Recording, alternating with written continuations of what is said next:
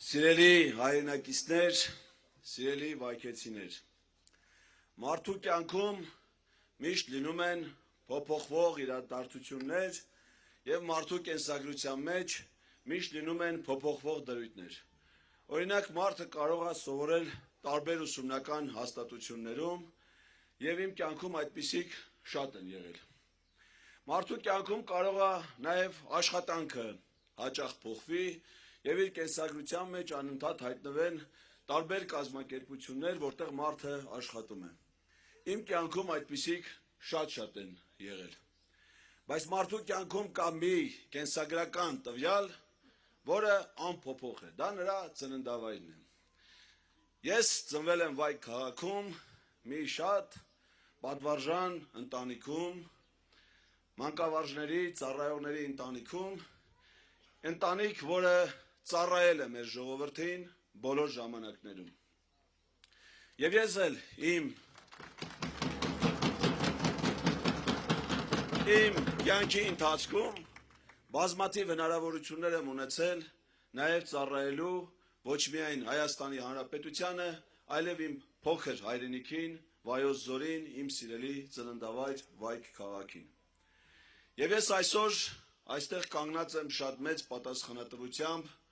որովհետև նորից եմ ուզում ծառայել մեր պետությանը և ժողովրդին։ Եվ այդ հնարավորությունը ինձ համար տվել է Սամվել Կարապետյանը և նրա առաջնորդած Ուժեղ Հայաստան դաշինքը։ Ես առաջադրվել եմ որպես պատգամավորի թեկնածու Ուժեղ Հայաստան դաշինքից և եթե դուք կատարեք ձեր ընտրությունը ի օգուտ Ուժեղ Հայաստանի, խնամքով վերաբերվեք 3-րդ համարը կրող քվեաթերթիկի հետ և այն ուղղեք դեպի քվեարկության արկղ, ուրեմն իմացեք, որ դրանով Վայք քաղաքը և Վայոց ձորը ունենալու է իրեն նվիրյալ ծառայող պատգամավոր։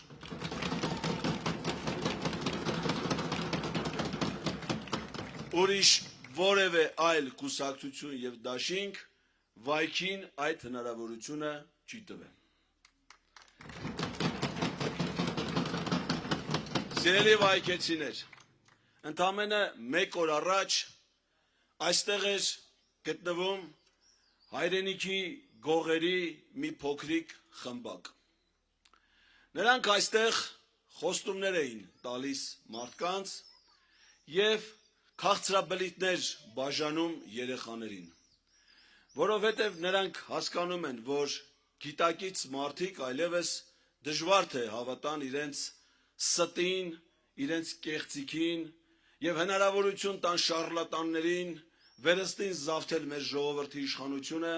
և այն ծառայեցնել թշնամիներին։ 18 թվին էլ նրանք ապավինում էին երեխաներին, երիտասարդներին ու պատանիներին։ 18 թվին էլ Վայքի փողոցները փակող շատ երիտասարդներ են եղել։ Նրանցից մի մասի անուններով հիմա եղևնիներ կան այստեղ տնկված։ Բայց 18 տվին նրանց ապագա էր խոստացվում։ Խոստացվում էր, որ նրանք լավ կյանք են ունենալու, ապահով երկիր են ունենալու, արդարություն են ունենալու, բայց այդ տղերքը դարձել են եղևնիներ և մեր քաղաքի գլխավոր ջեմուղին ու զբոսայգին դարձել է հիշատակի պուրակ։ Կա մեկը, որ թույլ է տալու դրա կրկնությունը։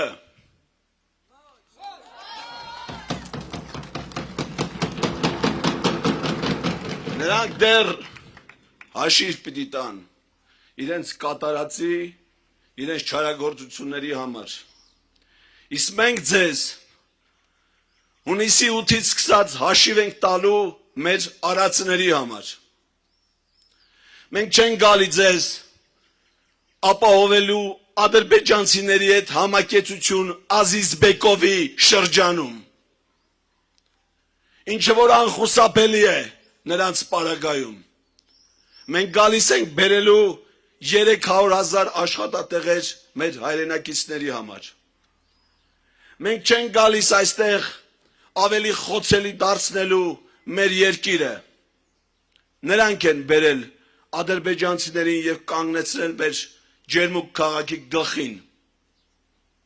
Մենք գալիս ենք 1 միլիարդ դոլարի տուրիստական ծրագրերով,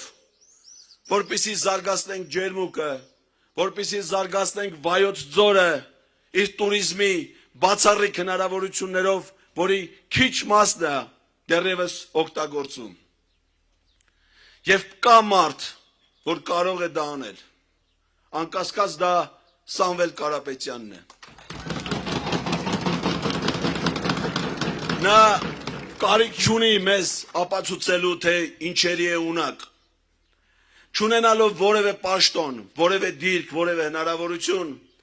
նա հսկայական գործեր է արել մեր երկրի եւ մեր ժողովրդի համար։ Եվ այսօր կատարել է մի կարևորագույն քայլ, իր շուրջը համախմբելով բանիմաց, գործիմաց, մարդասեր մարդկանց։ Եվ խնդրում ենք մենք մի բան, հնարավորություն տալ, որպեսզի մենք միասնաբար ծառայենք մեր ժողովրդին։ Իսկ այդ ծառայության արդյունքում այլևս